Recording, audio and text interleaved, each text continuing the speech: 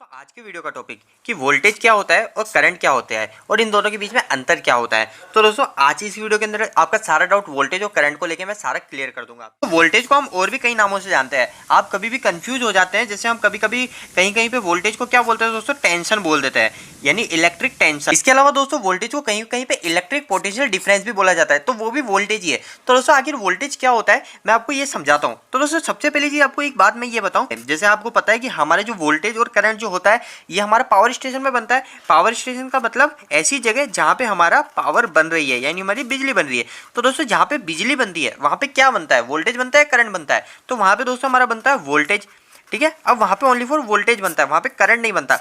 Current हमारा कहाँ बनता है वो भी मैं आपको बताऊंगा। दोस्तों सबसे पहली चीज़ आपको एक बात क्लियर कर दूं मैं बहुत अच्छे से।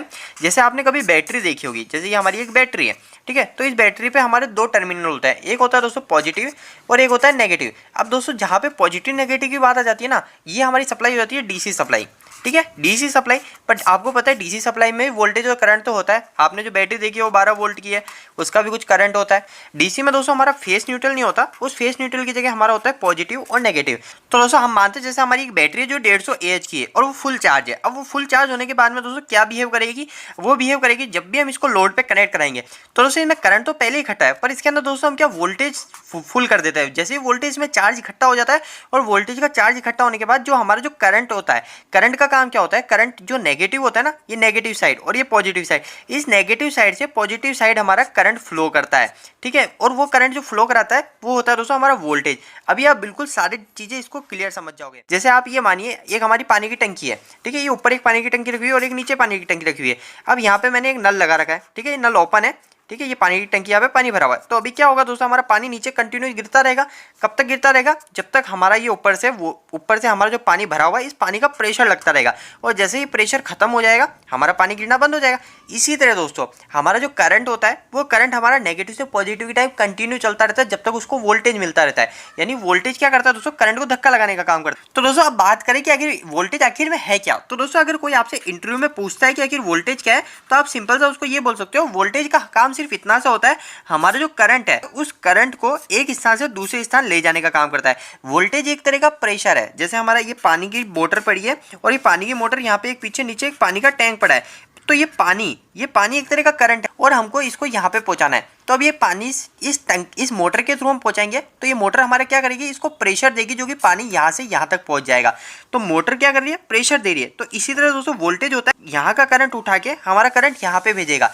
तो दोस्तों सिंपल सी बात है कि हमारा वोल्टेज का काम सिर्फ इतना सा होता है, हमारे करंट को धक्का लगाने का। दोस्तों आपको एक चीज मैं ये बताऊं कि आखिर हमारे लिए वोल्टेज इंपॉर्टेंट है या फिर करंट इंपॉर्टेंट है। आपको ये भी अगर आपके मन में कंफ्यूजन है कि वोल्टेज ज्यादा जरूरी है करंट ज्यादा जरूरी है, तो आपको एक चीज बताऊं कि हमको जो इलेक्ट्रिकल शॉक लगता है, हमारी जो बॉडी है इस बॉडी को इलेक्ट्रिकल शॉक लगता है, वो हमारे बॉडी को electrical shock only for current से लगता है। पर दोस्तों ये करंट तब तक हमारे वायर, जैसे ये वायर है, इस वायर में करंट तब तक फ्लो नहीं हो सकती जब तक हमारा इसके अंदर वोल्टेज का प्रेशर नहीं है।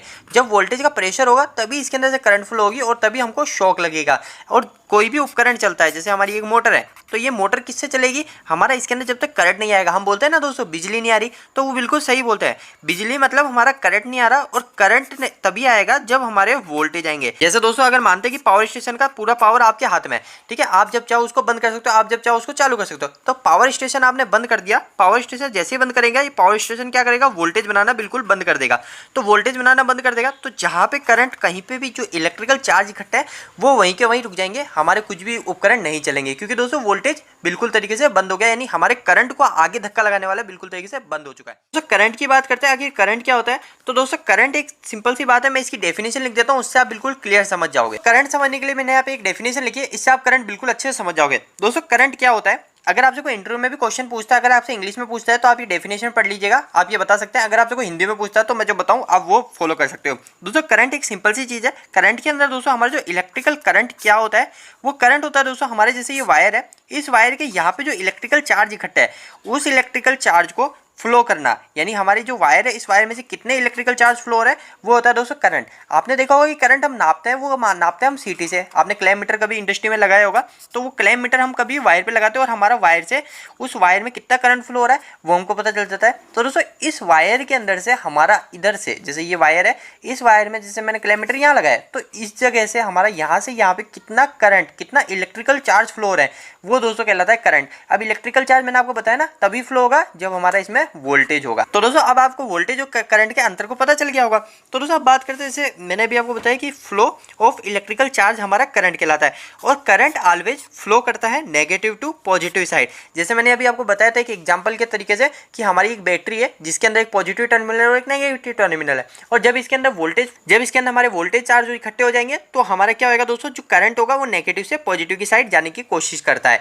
ठीक है, तो हमारा जो करंट होता है हमेशा ऑलवेज मूव करता है, हमेशा करंट फ्लो करता है, वो करता है दोस्तों नेगेटिव साइड से पॉजिटिव साइड की तरफ। अब दोस्तों नीचे एक और चीज़ है कि करंट की एसआई यूनिट, यानी करंट को हम बोलते किस में, वो बोलते हैं दोस्तों हम एम्पियर में। मतलब हम करंट को किस में नापते हैं, आप कभी भी किलोमीटर से करंट नापते हैं तो वो किस में नापते हैं, आप बोलते हैं ना कि इसमें से इतना एम्पियर करंट फ्लो कर रहा है, तो वो एम्पियर में नापते हैं और इसको शो करते हैं ए से। तो दोस्तों इस वीडियो खत्म करने से पहले आपके मन में एक और मैं डाउट क्लियर करूँ कि आखिर पावर क्या होता है। पावर का मतलब दोस्तों आपने सुना होगा ना वाट, आखिर ये वाट क्या होता है। बहुत ही सिंपल चीज़ है, वाट के अंदर हमारा जितने भी एम्पियर है वो एम्पियर, उसके अंदर मल्टीप्लाई कर दोगे आप वोल्टेज को, यानी कितना भी वोल्टेज फ्लो करा है उस वोल्टेज को मल्टीप्लाई कर दोगे आपस में, तो हमारा आ जाएगा वाट। जैसे कि हमारी एक मोटर है, अब ये मोटर मेरी कितने वाट की वो मेरे को कैसे पता चलेगा, सिंपल सी बात है, मेरी मोटर कितना करंट ले रही है। जैसे मैं मानता हूँ मेरी मोटर 1 एम्पियर ले रही है, ठीक है, 1 एम्पियर करंट ले रही है, मेरी मोटर 1 एम्पियर करंट ले रही है और इसके जो वोल्टेज है वो वोल्टेज 220 है, तो इन दोनों को मल्टीप्लाई करने के बाद कितना आया 220, तो हो जाएगा दोस्तों मेरी मोटर 220 वाट की। इसी तरह दोस्तों पर एक बात आपको ध्यान रखनी, कभी भी अगर 3 फेज की बात होगी तो 3 फेज के लिए आपको जो वोल्टेज है इस वोल्टेज के साथ में √3 को मल्टीप्लाई करना पड़ेगा। ये होता है √3 के मतलब 1.732, मतलब आपको एम्पियर इंटू वोल्टेज इंटू 1.732 को मल्टीप्लाई करना पड़ेगा और आपका आंसर आ जाएगा दोस्तों वाट में। तो दोस्तों उम्मीद है कि आपकी छोटे से वीडियो के अंदर कुछ डाउट क्लियर हुए होंगे। दोस्तों अगर ये आपको वीडियो अच्छा लगा हो तो इस वीडियो को लाइक करके जरूर बताइएगा। अगर आपको कोई भी सवाल इस वीडियो के प्रति या फिर इलेक्ट्रिकल से जुड़ा हुआ है तो आप मुझे नीचे कमेंट बॉक्स में कमेंट करके पूछ सकते हैं। इलेक्ट्रिकल वीडियोस अगर आप हिंदी में देखना पसंद करते हैं आज ही इस चैनल को सब्सक्राइब कर लीजिए। आज के लिए इतना ही, धन्यवाद।